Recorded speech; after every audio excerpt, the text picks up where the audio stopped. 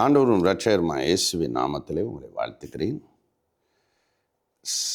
இந்த நாளுக்குரிய வாக்குத்தத்தமானது சங்கீதம் 115 சங்கீதம் 14 வசனம். கர்த்தர் உங்களையும் உங்கள் பிள்ளைகளையும் வர்த்திக்க பண்ணுவார். ஆண்டவர் நம்மையும் நம்முடைய பிள்ளைகளையும் ஆசீர்வதிப்பார். நம்ம வியாபாரத்தை ஆசீர்வதிப்பார். நம்ம கையிட்டு செய்கிற வேலையை ஆசீர்வதிப்பார். நம்முடைய குடும்பத்தில் தனிப்பட்ட வாழ்க்கையை ஆசீர்வதிப்பார். நல்ல சுகத்தோடு பலத்தோடு வாழும்படி செய்வார். அதுபோல் நம்மளுக்கு கொடுக்கப்பட்ட பிள்ளைகளையும் அவர் ஆசீர்வதிப்பார். இது குடும்பத்திற்கான ஒரு சிறப்பு செய்தியாய் இருக்கிறது. சங்கீதம் 115:12 சொல்லு, கர்த்தர் நம்மை ஆசீர்வதிப்பார், நினைத்திருக்கிறார். கர்த்தர் நம்ம நினைக்கும் போது தான் நம்மளை ஆசீர்வதிக்க முடியும். இஸ்ரவேல் குடும்பத்தையும் ஆசீர்வதிப்பார், ஆரோன் குடும்பத்தையும் இஸ்ரவேல் குடும்பம்னா விசுவாச குடும்பம்.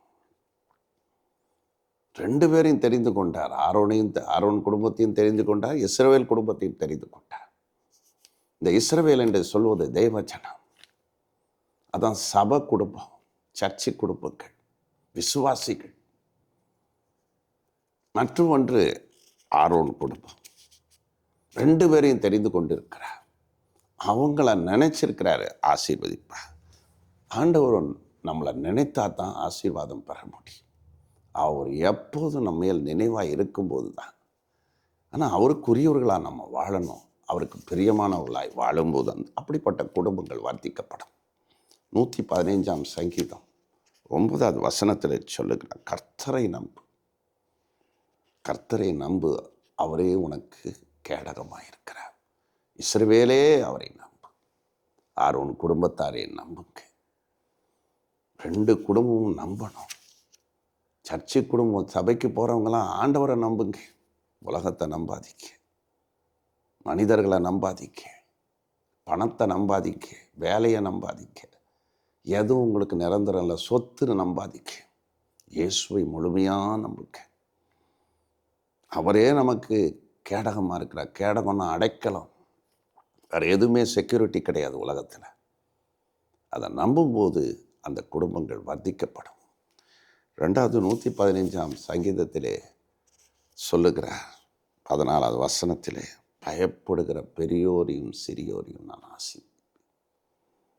கர்த்தர் உங்களையும் உங்கள் பிள்ளைகளையும் வர்த்திக்க பண்ணுவார். பயப்படுகிற பெரியோரையும் சிறியோரையும். நீங்கள் பெரியவங்களாகவும் இருக்கலாம், சிறியவங்களாகவும் இருக்கலாம். இன்றைக்கி பயமே கிடையாது. குடும்பங்களில் பயம் கிடையாது. குடும்பமாக குடிக்கிறவங்க உண்டு, குடும்பமாக பாவம் செய்கிறவங்க உண்டு, குடும்பமாக பொல்லாப்பு செய்கிறவங்க உண்டு. மற்றவங்க சொத்தை அழிக்கிறதற்கு குடும்பமாக வேலை செய்கிறவங்களாம் இருக்கிறாங்க.